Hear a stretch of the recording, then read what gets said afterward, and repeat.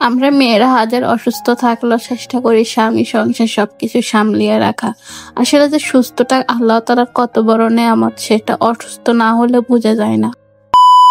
আসসালামু আলাইকুম, hello everyone, সবাই কেমন আছেন? আলহামদুলিল্লাহ আমি অনেক ভালো আছি। অসুস্থ থাকলে অনেকটা ভালো আছি। আসলে অসুস্থ থাকি না যাই থাকি না কেন, আল্লাহ তাআলার শুকরিয়া সবসময় আদায় করতে হবে। আসলে আমরা অসুস্থ না থাকলে বুঝতে পারি না যে সুস্থতা আল্লাহ তাআলার কত বড় নেয়ামত। তো যাই হোক, সকাল থেকে কালকে রাত থেকে আমি একটু অসুস্থ, মানে ঝড় আসছিল, তো এটা আর কি। তো এরপরে সকালে ঘুম থেকে উঠতে খুবই লেট হয়ে গিয়েছে। পরে কি করবো, সংসারের কাজ তো নিজের থেকে করতে হবে, কারণ এখানে সংসারের কাজ করার মতো কোনো মানুষ নাই। আর যেহেতু আপনাদের সাথে ডেইলি ব্লগ শেয়ার করে, তাহলে এটা সুস্থ হয়ে আর অসুস্থ হয়ে শেয়ার করতেই হবে। তার কারণ যেহেতু এটা একটা জবের মতো, তো এটা তো অবশ্যই সুস্থ হইলেও জব করতে হবে, অসুস্থ হলেও করতে হবে, এটা থেকে কোনো ছুটি পাওয়া যায় না। তো শুরু করলাম আজকে আপনাদের সাথে সংসারের কাজ কাম দিয়ে। তো সবাই কেমন আছেন অবশ্যই কমেন্টে জানাবেন, জানাতে ভুলবেন না। তা আমরা আসলে সবসময় চেষ্টা করি আল্লাহ তাআলার শুকরিয়া আদায় করার জন্য। আল্লাহ তাআলা যেমন রেখেছে, যেমন আছি তেমন আলহামদুলিল্লাহ সর্বদাই ভালো আছি। সবসময় ভালো থাকার চেষ্টা করি আর সবসময় ভালোই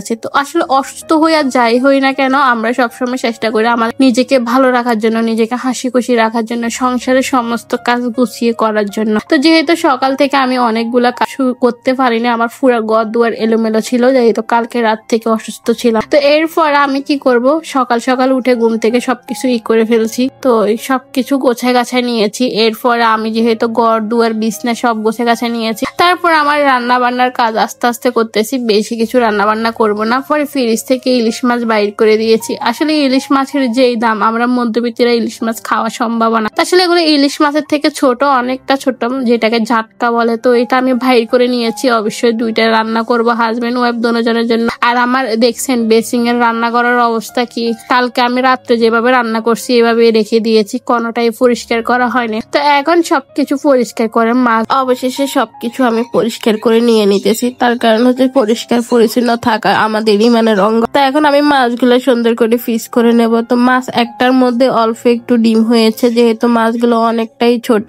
একটার মধ্যে একটু করে ডিম হয়েছে, কারণ আমাদের হাজবেন্ড ওয়াইফ দুজনের হচ্ছে ইলিশ মাছের ডিম অনেক পছন্দ। তো বাট আমরা যেহেতু মধ্যবিত্ত, আমাদের এত টাকা পয়সা নাই, কারণ আমরা বড় ইলিশ মাছ কিনে খেতে পারবো না। তো যেটাই আছে এটাতে অনেক সুন্দরভাবে একটাতে ডিম হয়েছে, এটা আমি আমার হাজবেন্ডকে বলতেছিলাম।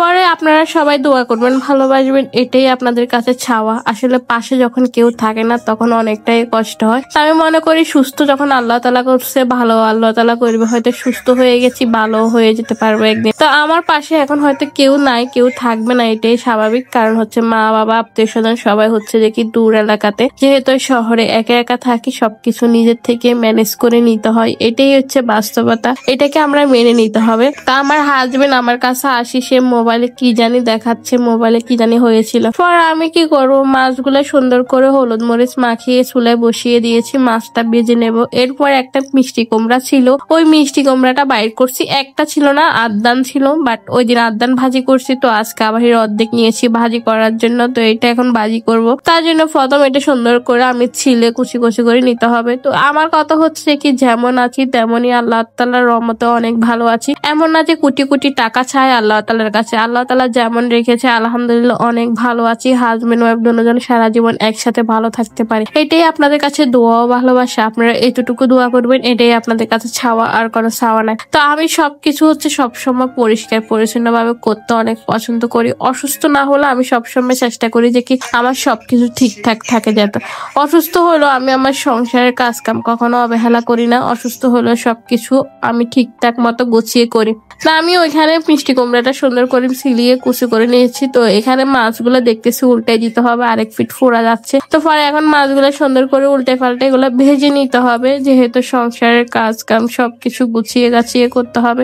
আমার হচ্ছে যে কি গোছানো কাছানো কাম কাজ প্রচুর ভালো লাগে। অসুস্থ থাকলেও সব কাজ তো করতেই হবে। তো এরপর আমি মিষ্টি কুমড়া গুলো সুন্দর করে ওয়াশ করে নিয়েছি। ওয়াশ করে নেওয়ার পর আমি আমার হাজবেন্ডকে বলতেছি আমাকে একটু করে ভিডিও করে দাও পিছনের ক্যামেরা দিয়ে, সারাদিন তো আমি করি। পরে আমার মাছ ভাজি গুলো হয়ে গিয়েছে, মাছ ভাজি গুলো আমি তুলে নিচ্ছি। তারপর ওই তেলের মধ্যে আমি মিষ্টি কুমড়াটা বসিয়ে দেব, কারণ মিষ্টি কুমড়ার জন্য আলাদাভাবে তেল আর দিই নাই, আমি ওইটা দিয়ে বসিয়ে দিচ্ছি। আমি বলি সমস্যা নেই, এটাতে ইলিশ মাছই পাচ্ছিলাম, তো ওই জন্য আমি ওই তেলের মধ্যেই মিষ্টি কুমড়াটা বসিয়ে দেবো। তো মিষ্টি কুমড়াটা যেহেতু এটা মিষ্টি কুমড়া, এটার মধ্যে মরিচটা ইউজ করি নাই, আমি একদমই মরিচে দিই নাই, কাঁচা মরিচও দিই নাই। তো আমি হচ্ছে যে কি একটু মিষ্টি মিষ্টি করে, যেহেতু এটা একটু কচি ছিল তার জন্য মিষ্টি হয়তো কম হবে। তো আমার হাজবেন্ড আবার মিষ্টি কুমড়া পছন্দ করে, সে কিন্তু শাক সবজি অত বেশি খায় না, কিন্তু মিষ্টি কুমড়া লাউ এগুলা খায়, তো সে শাক সবজি খুবই কম খায়। তো তার জন্য আমার সবসময় আলু রান্না করতে হয়। তো আজকে আমার যেহেতু আলু ছিল না, তাই আর আমি